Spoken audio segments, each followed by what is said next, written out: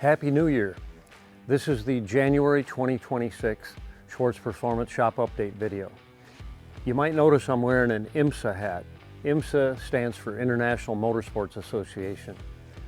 40-some years ago, I was a pro driver in the IMSA sanctioning body, driving various different cars. And I've been road racing and developing suspension for both motorcycles and cars for nearly 50 years. So that's a little bit on my background. Let's see what we got going on in the shop. This is the Eleanor style Mustang that we built about 7 years ago. It's got a supercharged Coyote making all sorts of horsepower. This one has a metal hood and front end, unlike most cars that have fiberglass. And this is the one we talked about previously that is going to be sold in the near future. So if you're at all interested before it hits bring a trailer, call Zach here at the shop for all the details on it. Beautiful car. Like I said, about 7 years ago we put that one together. Schwartz G-Machine chassis, supercharged Coyote, all of our typical stuff.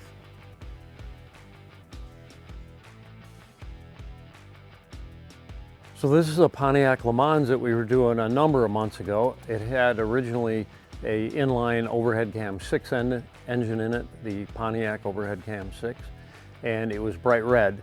And it's now been painted this color. The owner took it out and had it painted somewhere, and he came back to have us wire it up and get it running. We fired it up just the other day, and that LT1 engine in there, modern LT1, runs like a top.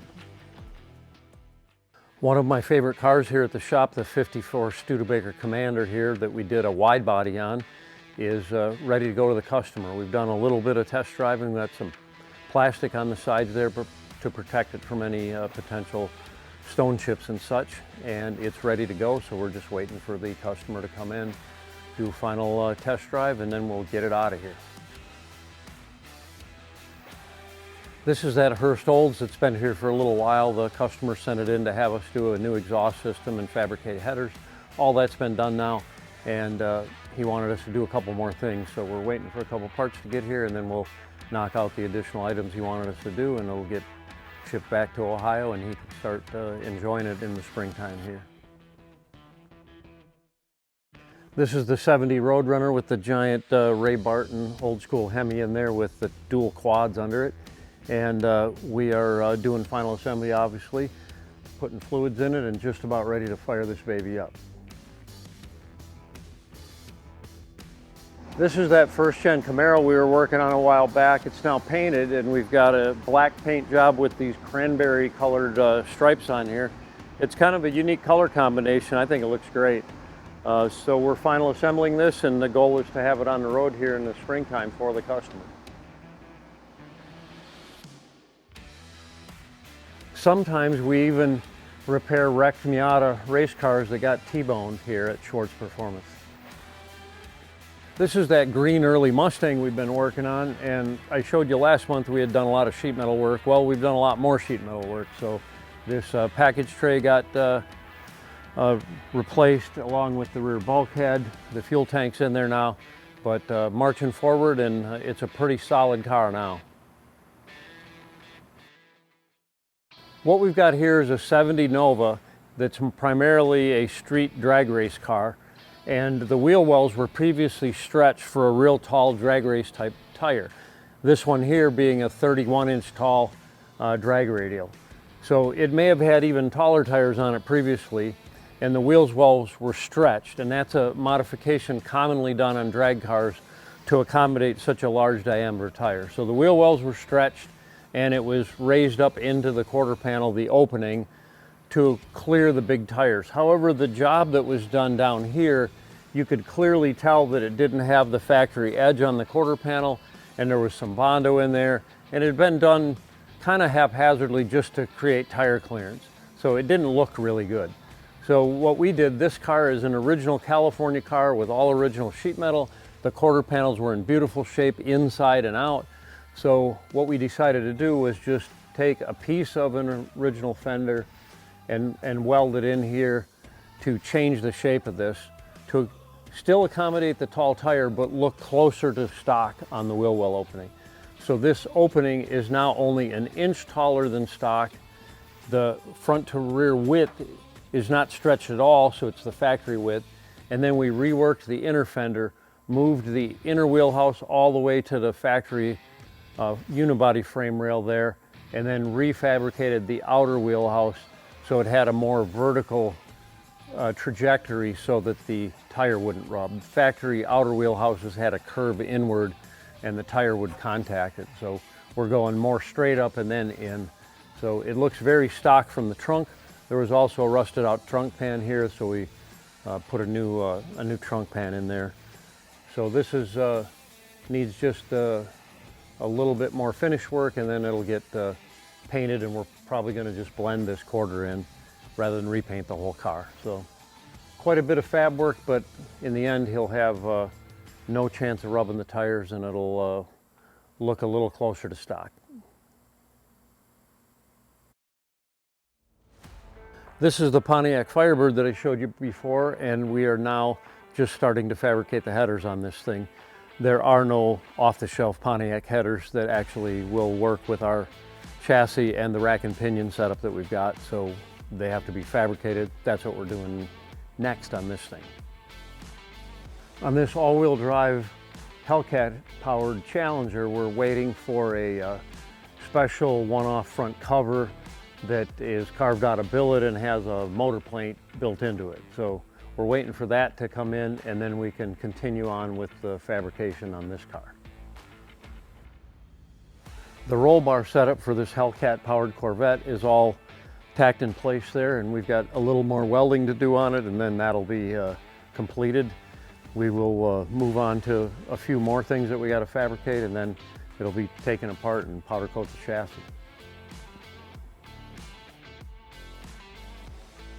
This is the early Barracuda with the Hellcat red-eye engine in it. We are now working on making sure that the windshield wipers are going to clear everything, and putting the seats in there, all the components to finish off the car, interior dash, that sort of thing, making sure everything is fitted and fabricated. And then once we've mocked everything up in the car, then it'll get taken apart for painting and final bodywork and painting, I should say. I showed you this Nova last month. It was on the lift, and we were trying to diagnose a vibration that was in the car. Turned out it had a bent drive shaft. I took it for a ride, and I mean, the fillings in my teeth were going to fall out. It was vibrating so much. So we knew it was something that was fairly obvious, but we checked everything out, and the only thing we could think of was the drive shaft. We sent it to our drive shaft shop. They spun it, and it was in fact bent. So we fabricated a new drive shaft, and we tested it out on a closed course, doing over 100 miles an hour, and it's absolutely silky smooth. Before, it would start vibrating at 45, 50 miles an hour, and got worse as you went faster. So she's all wrapped up now, and should be going back to the customer real soon. While it was here, he asked us to fabricate a nice exhaust system for it, so we've done that, and it's just about ready to go. So what we've got here is a Ford F1 truck, and then we've got a John Deere turbocharged Cummins engine here, diesel of course, with a manual transmission. So this is going to go into that. It's quite a heavy engine, but we'll accommodate for that with the spring rates and so forth. And what we're going to be building is one of our off-road chassis with this engine and powertrain in this Ford F1 truck here. So that should be quite a fun project. We are just going to be building the chassis for this, installing the engine and trans in the truck. The customer is going to do the final build on this project. So what I've got here is the wheels for the 57 Ford that we've been working on. This is going to be a black car, and it has the Megazilla 7.3 engine in it, which is over 600 horsepower. So we've got this 11-inch wheel here. It looks like a factory steel wheel in that it's got the little slots on the very edge of the rim where the center meets the rim shell, and then it's got the embossments here to take a factory Ford hubcap. So this is a factory Ford hubcap. I've got a set of new old stock ones that are going to go on here, but essentially it will look like it has stock steel wheels, but these are much lighter weight and they're made out of aluminum. Like I said, these are circle racing wheels. Forgeline also makes a wheel similar to this. We use a lot of forge line wheels here as well. But factory hubcap snaps on like that. We purposely didn't powder coat the center just so that the wheels would have a consistent surface to snap onto. But that's what the wheel and tire combo is going to look like on that 57 Ford.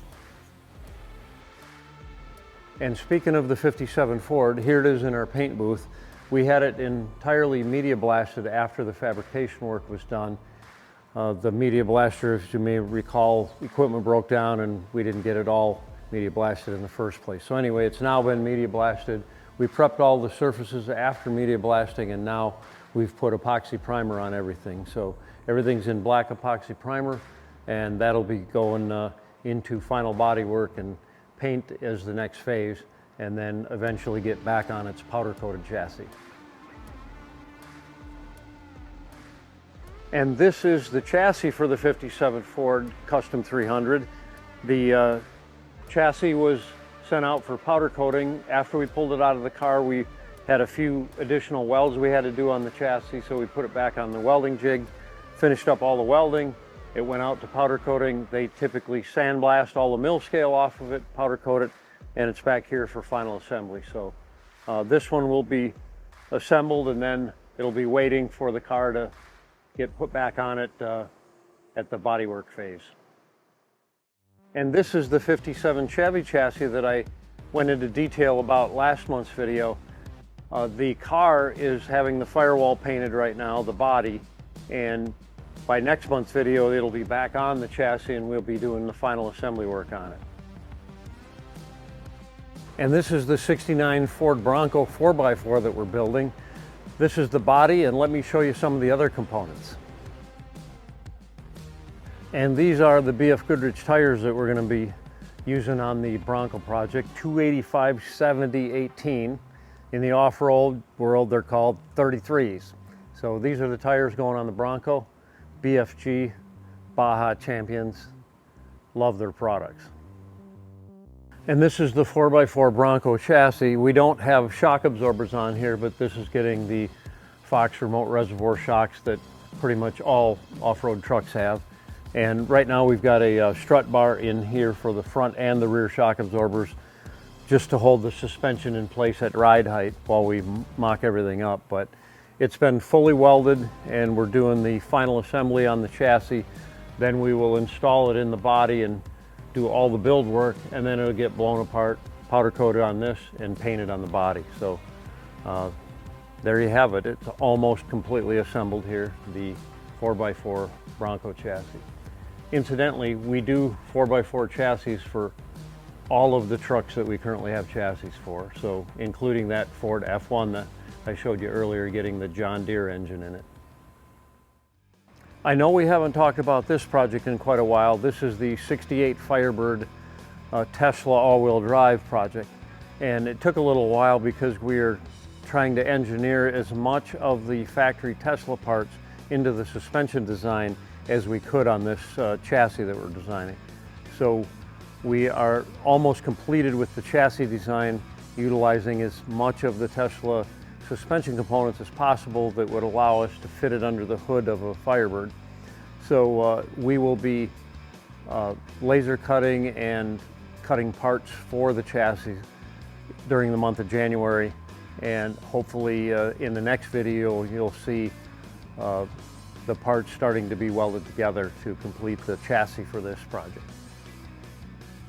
That's all we have for this month's video. Be sure and hit that subscribe button, and don't forget to check out our very informative reels on Instagram and Facebook.